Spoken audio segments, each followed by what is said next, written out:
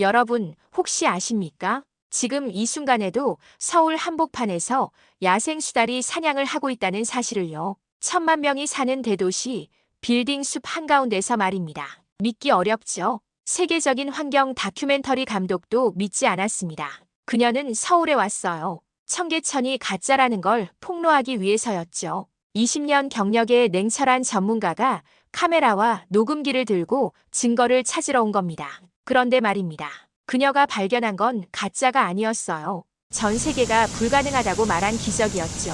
15년 동안 매일 새벽 한 자리를 지킨 교수님, 자기 돈으로 수달 쉼터를 만든 철물점 아저씨, 옥상을 생태 정원으로 바꾼 카페 주인, 그리고 폭우 속에서 새끼 수달을 구하기 위해 10분 만에 출동한 119 구조대까지. 이건 정부가 만든 프로젝트가 아니었습니다. 시민들이 15년간 손으로 일궈낸 살아있는 생명의 네트워크였어요. 비난하러 온 외국인 감독이 결국 무릎을 꿇고 울었습니다. 이건 환경 다큐가 아니라 인간에 대한 이야기였어. 그녀의 고백이었죠. 그렇다면 여러분께 묻겠습니다. 대한민국이 자랑스럽다면, 한국 최고, 아직도 의심스럽다면 한국 1등을 댓글로 달아주세요. 그리고 좋아요와 구독도 꼭 눌러주세요. 지금부터 세계를 감동시킨 청계천의 진짜 이야기를 들려드리겠습니다. 소리는 거짓말을 하지 못하니까요. 자, 그럼 여러분께 질문 하나 드릴게요. 외국 감독이 한국의 청계천을 보고 감동받은 것처럼 여러분도 우리나라의 이런 시민의식과 생태복원 노력이 자랑스러우신가요? 자랑스럽다면 한국 최고를 앞으로 더 발전했으면 좋겠다면 한국 1등을 댓글로 달아주세요. 그리고 좋아요와 구독도 꼭 눌러주세요. 여러분의 작은 클릭 하나가 이런 감동적인 이야기를 더 많은 사람들에게 전하는 힘이 됩니다. 저는 런던 히드로 공항 탑승구 앞에 서 있었습니다. 손엔 무거운 녹음 장비 가방, 어깨엔 카메라 케이스. 32살 사운드 디자이너. 제 직업은 소리로 진실을 찾아내는 겁니다. 이번 목적지는 서울이었죠. 스트리밍 다큐 시리즈 페이크 포러스치의 첫 촬영지. 전 세계 도시 재생 프로젝트의 가짜 포장을 벗겨내는 프로그램이었어요. 저한테 서울의 청계천은 완벽한 타깃이었습니다. 도심 한복판에 인공 하천을 만들고 생태복원이라 우기는 곳. 말이 되나요? 3년 전 싱가포르에서 겪은 일이 아직도 생생합니다. 생태공원이라던 곳의 구조물이 무너지면서 동물들이 떼죽음을 당했죠. 저는 그 소리를 다 녹음했어요. 비명, 무너지는 철골, 그리고 침묵. 그날 이후 전 확신했습니다. 도시의 녹색은 위선이라고. 탑승을 기다리는데 옆에서 누군가 비웃듯 말을 걸어왔어요. 청계천 찍으러 가시나 봐요. 전 이미 조사 끝났는데. 돌아보니 금발에 선글라스를 낀 남자가 서 있었습니다. 마르크 베르너, 독일의 환경 유튜버죠. 구독자 200만 명을 앞세워 세계 곳곳의 환경 사기를 폭로하는 사람이었어요. 세계 최대의 인공쇼예요. 청계천은 펌프로 물 끌어올리고 물고기 방류하고 전 다음 주에 폭로 영상 올립니다. 그의 말투엔 오만함이 가득했어요. 하지만 묘하게도 제 생각과 일치했죠. 저는 차분하게 대답했습니다. 전소리로 증명할 겁니다. 데이터는 거짓말을 못하니까요. 마르크가 웃더군요. 그럼 내기할까요? 누가 먼저 진실을 증명하나. 유치한 제안이었지만 전 고개를 끄덕였어요. 어차피 결과는 뻔했으니까요. 비행기에 올랐습니다. 12시간의 비행. 창밖은 이미 어두워지고 있었죠. 전 이어폰을 끼고 지난 녹음 파일들을 들었어요. 싱가포르의 기계음, 두바이의 인공 폭포 소리, 상하이의 거짓된 새 지저귀임. 모두 가짜였습니다. 인간이 만든 소리는 결국 들통나요. 주파수가 너무 균일하거나 리듬이 부자연스럽거나 배경음이 텅 비어있죠. 서울도 마찬가지일 겁니다. 비행기가 인천공항에 착륙하기 직전이었어요. 창밖으로 서울의 야경이 펼쳐졌습니다. 빌딩 숲 사이로 반짝이는 불빛들. 어디선가 어둠 속에 흐르는 선이 보였죠. 아마 그게 청계천이었을 거예요. 전 중얼거렸습니다. 소리는 거짓말을 못해. 그렇게 저는 서울 땅을 밟았습니다.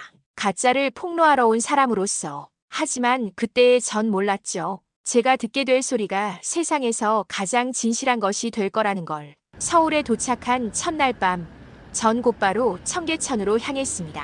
호텔의 짐도 풀지 않았죠. 시차 적은 그런 건 나중 문제였어요. 택시에서 내리자마자 느껴진 건 놀라운 질서였습니다.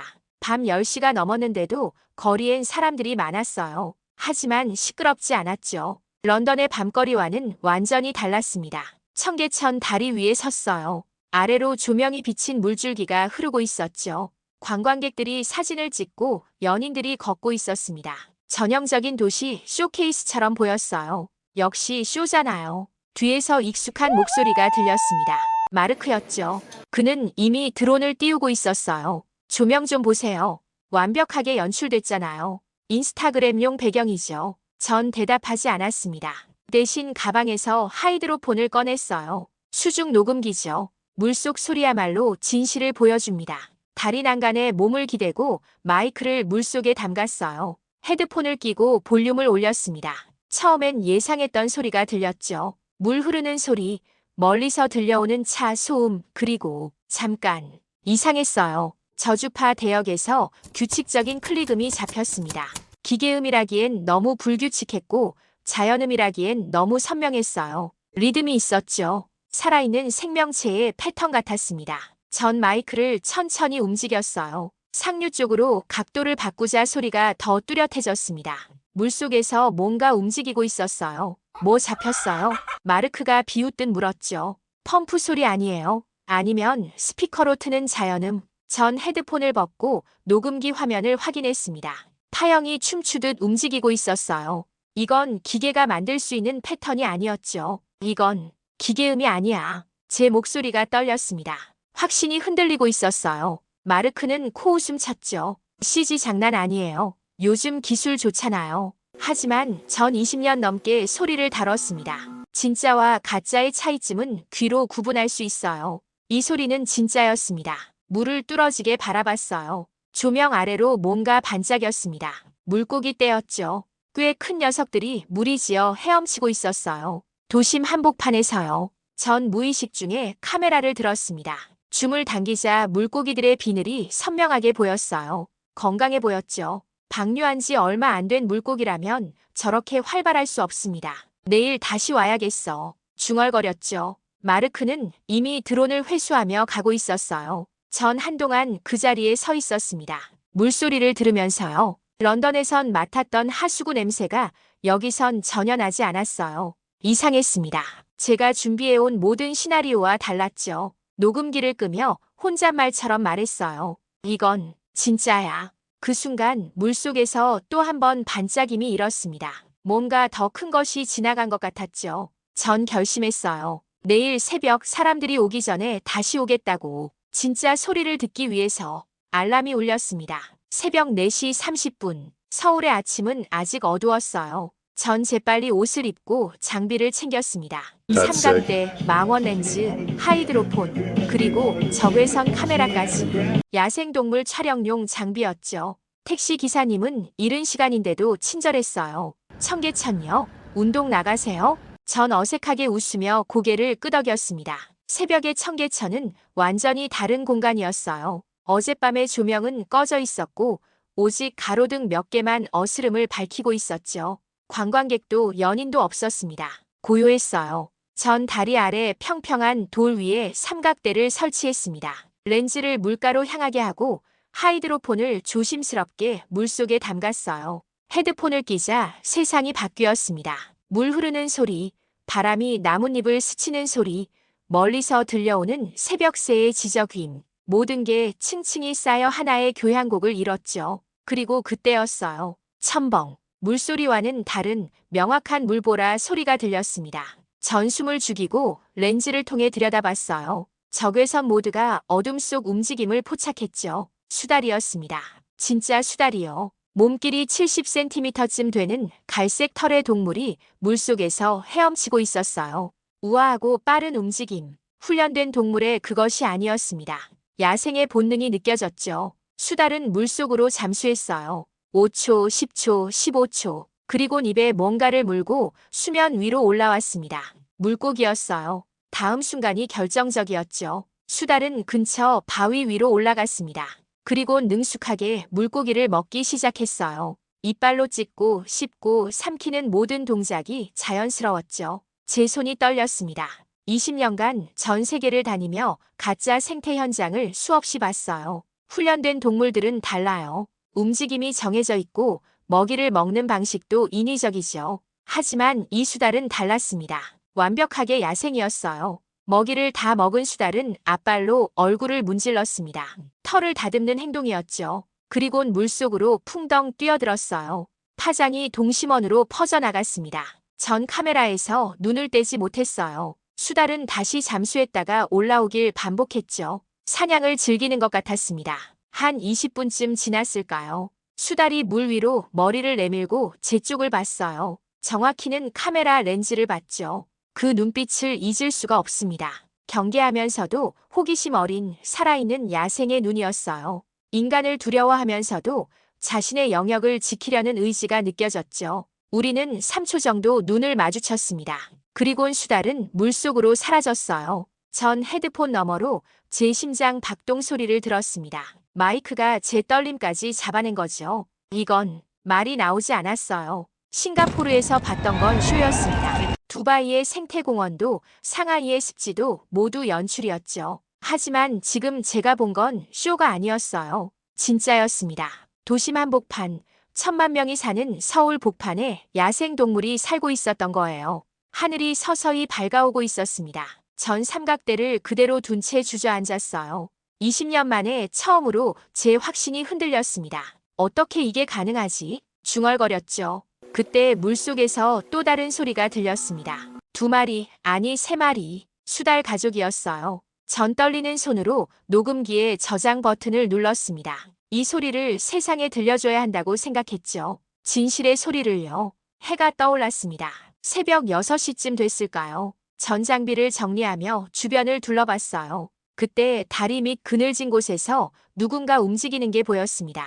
회색 머리의 남자였어요. 손엔 낡은 수첩과 펜을 들고 있었죠. 조심스럽게 다가가자 그분은 뭔가를 열심히 적고 있었습니다. 저기 실례지만요. 남자가 고개를 들었어요.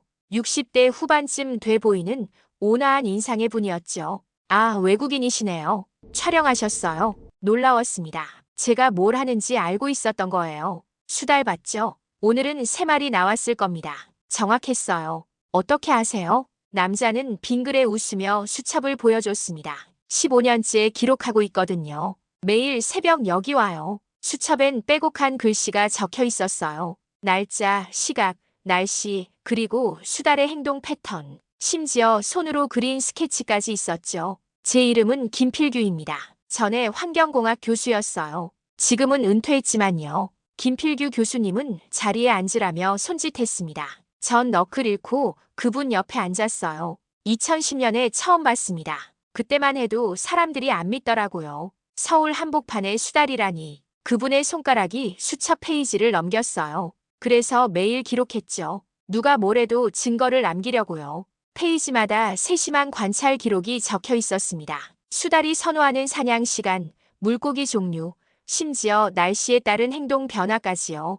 이 가족은 3년 전부터 번식하기 시작했어요. 작년엔 새끼 2마리, 올해는 3마리나 태어났죠. 교수님의 목소리엔 자부심이 묻어났습니다. 전 조심스럽게 물었어요. 하지만 한 사람의 기록이 과학적으로 신뢰할 만한가요? 신뢰되는 질문이란 걸 알았지만 궁금했죠. 교수님은 전혀 기분 나빠하지 않았습니다. 과학자들도 처음엔 그렇게 말했어요. 그런데 3년 전부터 제 데이터를 쓰기 시작했죠. 수첩 뒤쪽을 펼쳤어요. 거기엔 대학 연구팀, 환경청, 심지어 국제생태학회의 감사 도장까지 찍혀 있었습니다. 진심으로 본 사람은요, 과학자보다 더 정확합니다. 그 말이 가슴에 박혔어요. 교수님은 주머니에서 낡은 스마트폰을 꺼냈습니다. 사진첩을 열어 보여주셨죠. 수달 사진이 수백 장 저장돼 있었어요. 새끼가 자라는 과정, 사냥하는 모습, 털을 말리는 장면, 모두 이 자리에서 찍은 것들이었습니다. 이 녀석들은 제 자식 같은 존재예요. 교수님의 눈빛이 따뜻했습니다. 청계천 복원할 때 사람들이 뭐라 했는지 아세요? 인공쇼, 세금 낭비, 전시행정, 온갖 비난을 다 들었죠. 잠시 말을 멈추셨어요. 하지만 저는 믿었어요. 물만 깨끗하면, 시간만 주면 생명은 반드시 돌아온다고요. 15년이었습니다. 교수님은 15년 동안 매일 새벽 이 자리를 지켰던 거예요. 전 아무 말도 할 수 없었어요. 싱가포르에서 전 3개월 취재했습니다. 두바이에선 1년, 상하이에선 6개월. 모두 단기간에 결과를 내려는 프로젝트였죠. 하지만 이곳은 달랐어요. 15년의 시간, 한 사람의 꾸준함, 그리고 포기하지 않는 믿음. 기적은요. 교수님이 수첩을 덮으며 말했습니다. 거창한 계획에서 오는 게 아니에요. 조용한 꾸준함에서 옵니다. 그 순간 물속에서 첨벙 소리가 났어요. 수달이 다시 나타난 거죠. 교수님은 반갑게 손을 흔들었습니다. 마치 오랜 친구에게 하듯이요. 저기 큰 녀석이 엄마예요. 5살쯤 됐을 겁니다.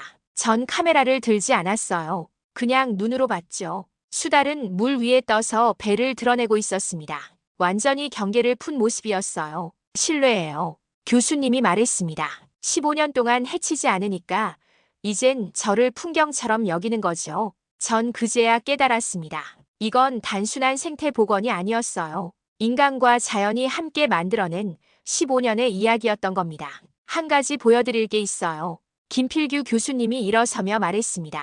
수달이 여기만 사는 게 아니거든요. 전 교수님을 따라 청계천 주변을 걷기 시작했어요. 출근길 사람들이 하나둘 지나갔지만 우리는 그들과 다른 길을 걸었죠. 첫 번째 장소는 상가 건물 뒤편이었습니다. 여기 보세요. 교수님이 가리킨 곳엔 작은 웅덩이가 있었어요. 빗물이 고인 것처럼 보였지만 자세히 보니 달랐죠. 수생식물이 자라고 있었고 작은 물고기들이 헤엄치고 있었습니다. 누가 만든 거예요? 저기 카페 주인이요. 교수님이 고개를 끄덕이며 2층을 가리켰어요. 잠시 후 우리는 그 카페 옥상에 서 있었습니다. 윤서진이라는 30대 중반의 여성이 환하게 웃으며 맞아줬죠. 어머 교수님, 또 손님 데려오셨어요? 옥상은 작은 정원이었습니다. 화분들이 빼곡했고 나비가 날아다니고 있었어요. 이거 다 제가 만든 거예요. 5년 전부터요. 윤서진 씨는 자랑스럽게 설명했습니다. 청계천 수달 이야기 듣고 감동받아서요. 나도 뭔가 하고 싶더라고요. 그녀는 건물 아래 웅덩이를 가리켰어요. 빗물 모아서 만들었어요. 처음엔 그냥 웅덩이였는데 어느 날 보니까 물고기가 살고 있더라고요. 새들이 물 먹으러 오고요. 신기했습니다. 허가받은 프로젝트가 아니었어요. 그냥 한 시민이 자비로 만든 공간이었죠. 구청에서 뭐라 안 했어요. 처음엔 걱정했는데 오히려 좋다고 하더라고요. 지금은 동네 명물이에요. 다음 장소는 다리 밑이었습니다. 콘크리트 기둥에 나무 선반 같은 게 설치돼 있었어요. 수달이 쉴 수 있게 만든 거였죠. 이건 누가 만들었어요? 철물점 사장님이요. 교수님의 대답에 전 고개를 갸우뚱했어요. 근처 철물점으로 갔습니다. 오창배라는 50대 후반의 사장님이 나왔죠. 무뚝뚝한 인상이었어요. 수달 선반요? 뭐 대단한 거 아니에요. 그는 투덜거렸지만 눈빛은 온화했습니다. 새끼들이 물살에 떠내려가는 거 봤어요. 쉴 곳이 필요하겠더라고요. 비용은요? 제 돈이죠. 뭐, 몇십만 원 안 들었어요. 그는 손을 휘저었어요. 입으로 환경 얘기하는 사람 많잖아요. 전손으로 하는 게 낫더라고요. 전 메모를 하며 물었습니다. 정부 지원은 없었나요? 그때 누군가 대답했어요. 저희가 나중에 지원했어요. 돌아보니 20대 후반의 젊은 여성이 서 있었습니다. 구청 명찰을 달고 있었죠. 박민아예요. 구청 생태보건 TF 소속이에요. 그녀는 태블릿을 꺼내 보여줬습니다. 지도가 떠 있었어요. 시민들이 만든 생태 공간을 저희가 데이터화해요. 그리고 필요하면 보수하고 관리하죠. 화면을 확대하자 놀라운 장면이 펼쳐졌습니다. 청계천 주변에 수십 개의 점이 찍혀 있었어요. 웅덩이, 선반, 옥상 정원, 틈새 화단. 모두 시민들이 자발적으로 만든 것들이었죠. 이게 다 연결돼 있어요. 박민아 씨가 선을 그으며 설명했습니다. 수달은 이 경로를 따라 이동하고 새들은 이 정원들을 거쳐가요. 곤충들도 마찬가지고요. 정부가 만든 게 아니라고요. 제 목소리가 떨렸어요. 아니요. 시민들이 만들었어요. 저희는 그걸 지켜주는 거예요. 박민아 씨가 웃었습니다. 행정도 시민 손이 닿을 수 있어요. 그게 저희 세대가 배운 거예요. 전 할 말을 잃었습니다. 싱가포르는 정부 주도였어요. 두바이도 상하이도 마찬가지였죠. 위에서 아래로 내려오는 방식이었습니다. 하지만 서울은 달랐어요. 아래에서 위로 올라가고 있었죠. 교수님이 조용히 말했습니다. 15년 전엔 청계천 하나였어요. 지금은 이 도시 전체가 연결되고 있죠. 전 녹음기를 켰습니다. 각 장소의 소리를 녹음하기 시작했어요. 카페 옥상의 바람소리, 웅덩이의 물결 소리, 다리 밑 수달 선반 주변의 물소리. 헤드폰으로 들으니 놀라웠습니다. 모든 소리가 하모니를 이뤘어요. 따로 떨어진 공간이 아니라 하나의 거대한 생태계처럼 연결돼 있었죠. 모니터에 파형이 그려졌습니다. 각각의 소리가 겹치고 이어지고 울려 퍼졌어요. 이건 중얼거렸죠. 생태의 음악이야. 윤서진 씨가 물었어요. 좋은 소리 나와요? 전 고개를 끄덕였습니다. 세상에서 가장 아름다운 소리예요. 그건 거짓말이 아니었어요. 그날 밤 서울에 폭우가 쏟아졌습니다. 호텔 창문을 두드리는 빗소리에 잠에서 깼어요. 시계를 보니 새벽 3시. 밖은 폭풍우였죠. 전 본능적으로 창문으로 달려갔습니다. 청계천이요. 수달 가족이 걱정됐어요. 특히 새끼들이요. 서둘러 옷을 입고 밖으로 나갔습니다. 우산이 소용없을 정도로 비가 쏟아졌죠. 청계천에 도착했을 땐 이미 물이 불어나 있었어요. 평소보다 2배는 높아 보였습니다. 가로등빛 아래로 급류가 흐르고 있었죠. 그때였어요. 작은 비명 같은 소리가 들렸습니다. 물속에서 뭔가 떠내려가고 있었어요. 전 렌즈를 들이댔습니다. 줌을 당기자 보였죠. 새끼 수달이었어요. 작은 몸이 물살에 휩쓸려 떠내려가고 있었습니다. 필사적으로 허우적거렸지만 역부족이었죠. 안 돼. 전 소리쳤어요. 주머니에서 휴대폰을 꺼냈습니다. 떨리는 손으로 119를 눌렀죠. 청계천이요. 수달이 물에 빠졌어요. 상황을 설명했지만 말이 제대로 안 나왔어요. 위치 확인했습니다. 곧 출동하겠습니다.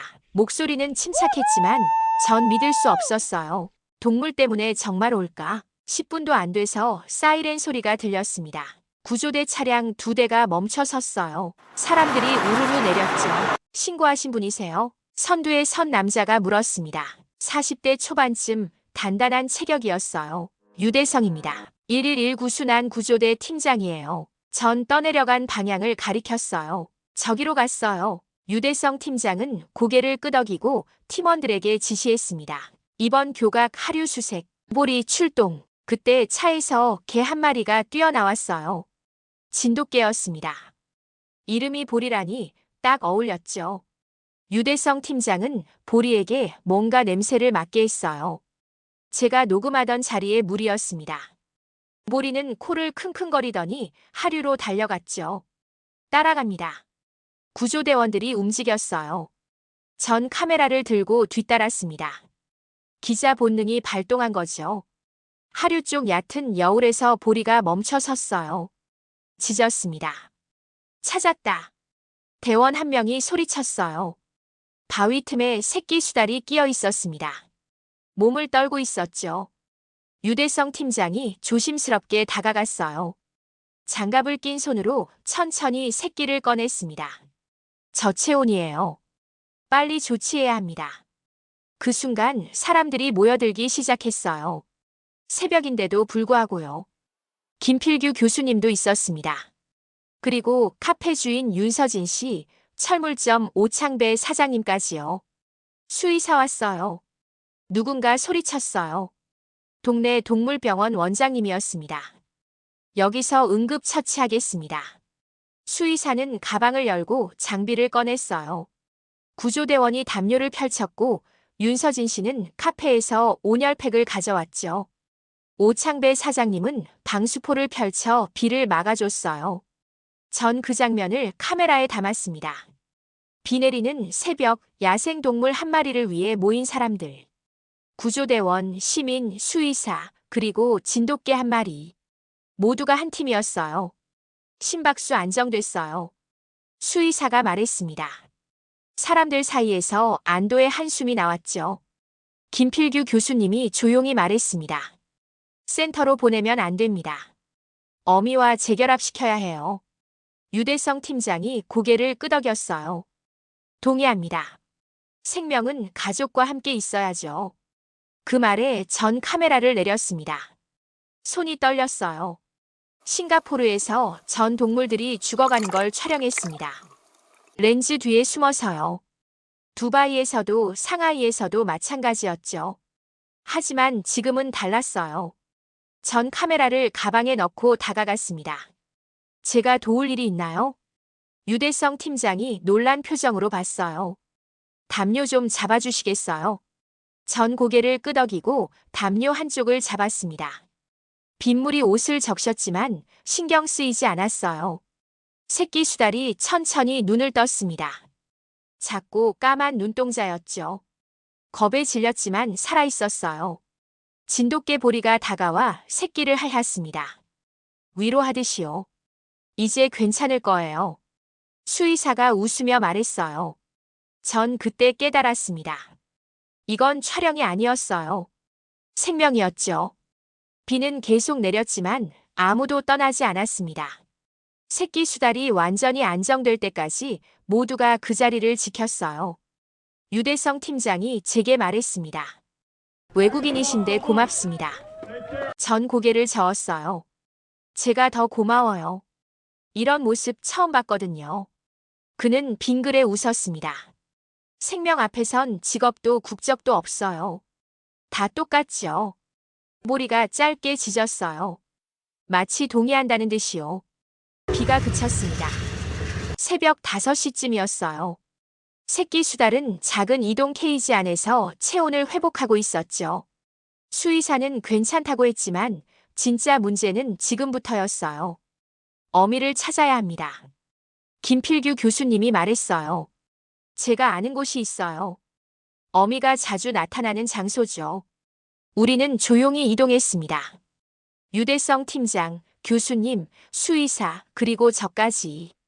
보리도 함께였죠. 뒤에서 윤서진 씨와 오창배 사장님, 박민아 씨도 따라왔어요. 아무 말 없이요. 교수님이 가리킨 곳은 상류 쪽 바위지대였습니다. 여기서 기다려야 해요. 멀리 떨어져서요. 우리는 20m쯤 떨어진 곳에 자리를 잡았습니다. 유대성 팀장이 케이지를 조심스럽게 바위 위에 놓았어요. 문은 열어뒀죠. 이제 새끼가 나올 때까지 기다립니다. 그의 목소리는 낮았어요. 전 카메라를 들까 망설였습니다. 렌즈를 통해 보고 싶었지만 동시에 그러면 안 될 것 같았어요. 결국 카메라는 가방에 넣었습니다. 이 순간은 기록이 아니라 존중이 필요했으니까요. 30분쯤 지났을까요? 케이지 안에서 움직임이 있었어요. 새끼 수달이 천천히 밖으로 나왔습니다. 비틀거리면서도 물가로 향했죠. 그때 상류에서 물결이 일었어요. 어미였습니다. 교수님이 작게 숨을 들이켰어요. 제 옆에서 윤서진 씨가 손을 모았죠.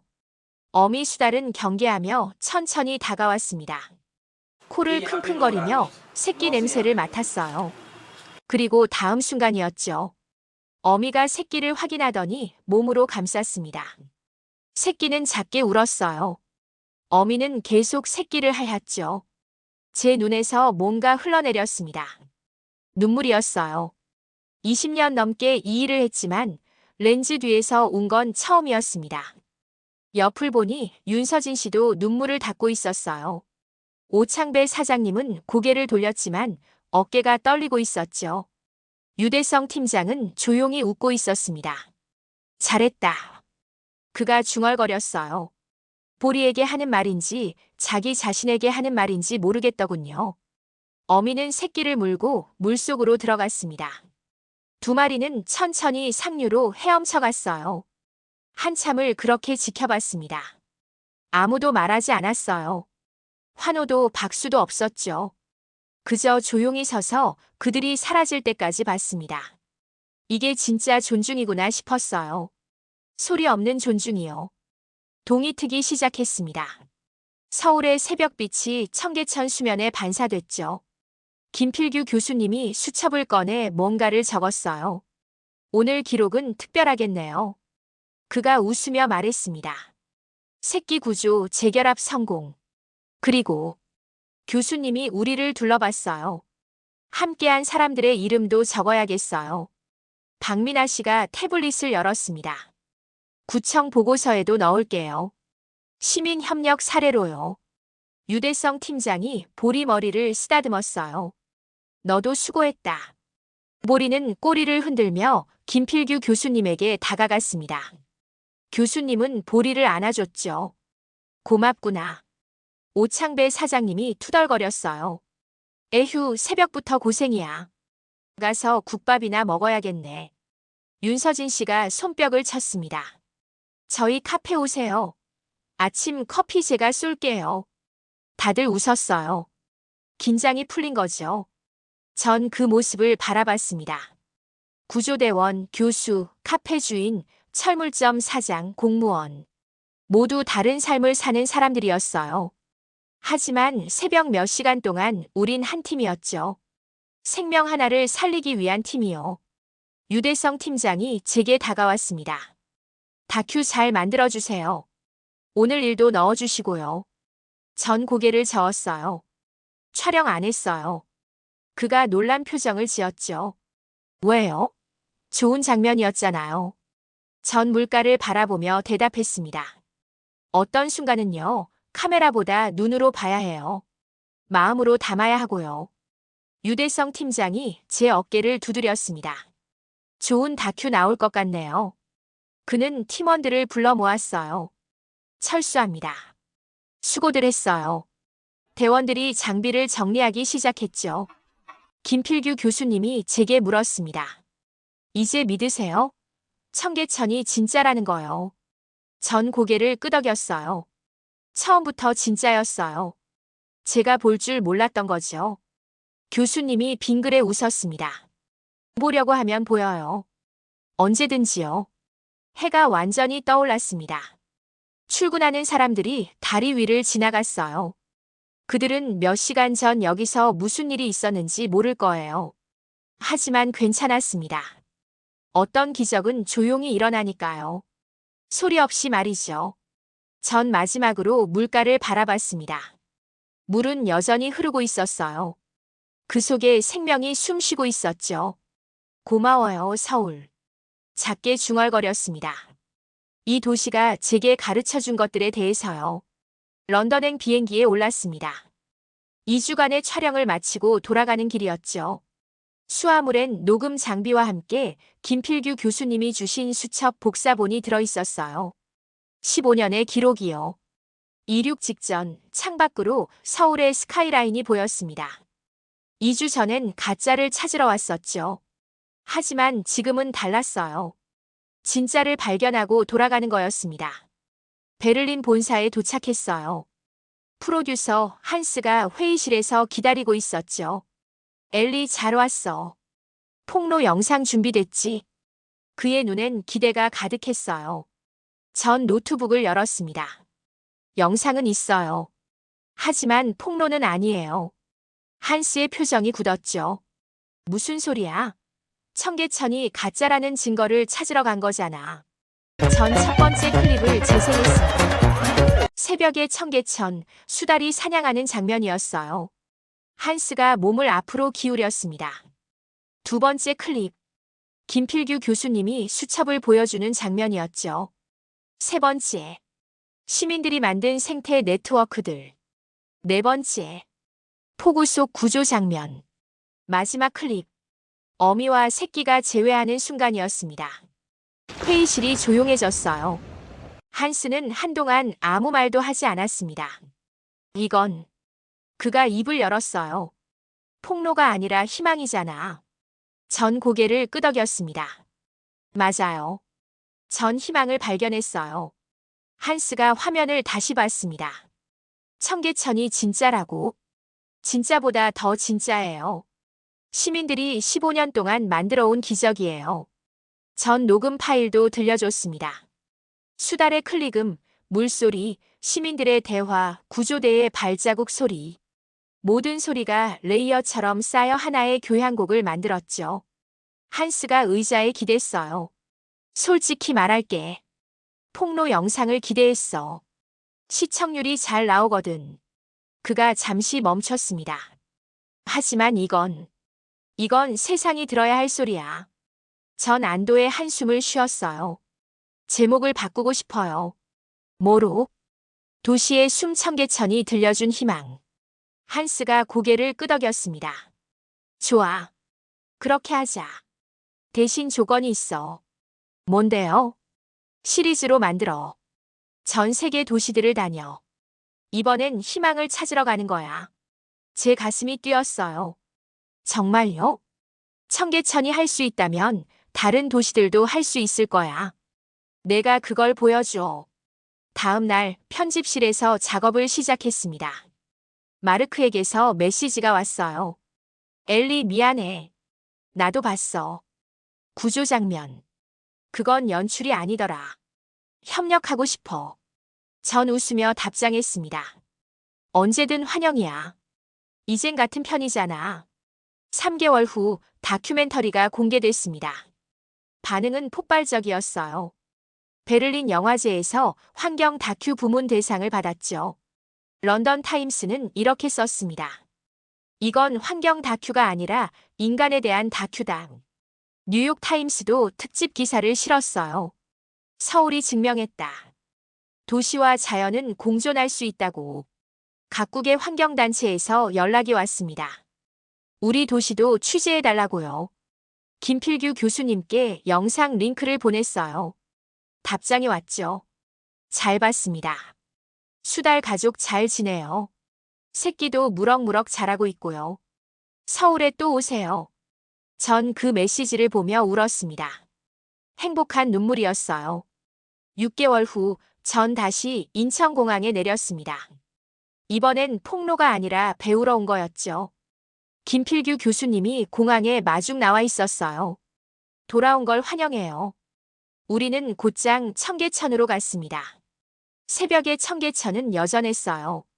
수달 가족도 그대로였죠. 새끼들은 많이 자라 있었습니다. 전 녹음 장비를 꺼내지 않았어요. 그냥 앉아서 들었습니다. 물소리, 바람소리, 수달이 물속으로 뛰어드는 소리. 그리고 그 너머로 들리는 도시의 숨소리. 사람들의 발자국, 차소리, 멀리서 들려오는 웃음소리. 모든 게 조화를 이루고 있었어요. 교수님이 옆에 앉으며 물었습니다. 이제 뭐가 들려요? 전 눈을 감고 대답했습니다. 숨소리요. 도시의 숨. 맞아요. 교수님이 웃었습니다. 도시도 살아 숨쉬는 생명체예요. 사람들이 그걸 모를 뿐이죠. 해가 떠올랐습니다. 서울의 아침이 시작됐어요. 출근하는 사람들, 조깅하는 사람들, 산책하는 사람들. 모두 청계천 옆을 지나갔죠. 그들은 몰랐어요. 자기 발밑에서 기적이 일어나고 있다는 걸요. 하지만 괜찮았습니다. 기적은 원래 조용히 일어나니까요. 전 카메라를 들었어요. 이번엔 의무가 아니라 사랑으로요. 셔터를 누르며 생각했습니다. 내가 들은 건 물소리도 바람도 아니었어. 그건 이 도시의 숨이었어. 그리고 그 숨은 지금도 계속되고 있었죠. 서울에서 그리고 언젠가 전 세계 도시에서요. 전 웃으며 중얼거렸습니다. 세상은 아직 구할 만해. 물속에서 수달이 고개를 들었어요. 마치 동의한다는 듯이요. 그렇게 저의 서울 이야기는 끝이 났습니다. 아니, 시작된 거였죠. 새로운 희망의 이야기가요. 여러분, 어떠셨나요? 20년 경력의 냉소적인 환경 감독조차 눈물 흘리게 만든 대한민국 서울의 이야기였습니다. 가짜를 폭로하러 왔던 그녀는 결국 세계의 희망을 전하는 메신저가 됐죠. 이 모든 게 가능했던 건 정부도 거대 자본도 아니었어요. 매일 새벽 수첩을 들고 나온 교수님, 자기 돈으로 생태 쉼터를 만든 철물점 사장님, 빗물 웅덩이를 정성껏 가꾼 카페 주인, 그리고 10분 만에 달려온 119 구조대까지. 평범한 시민 한 명 한 명의 15년간 쌓인 진심이었습니다. 세상은 아직 구할 만합니다. 대한민국이 그걸 증명했으니까요. 이 영상이 좋으셨다면 좋아요와 구독 부탁드려요. 그리고 주변 분들에게도 많이 공유해주세요. 우리의 자랑스러운 이야기를 더 많은 사람들이 알 수 있도록 말이죠. 다음에도 여러분을 감동시킬 이야기로 찾아뵙겠습니다. 여기까지 시청해주셔서 감사합니다.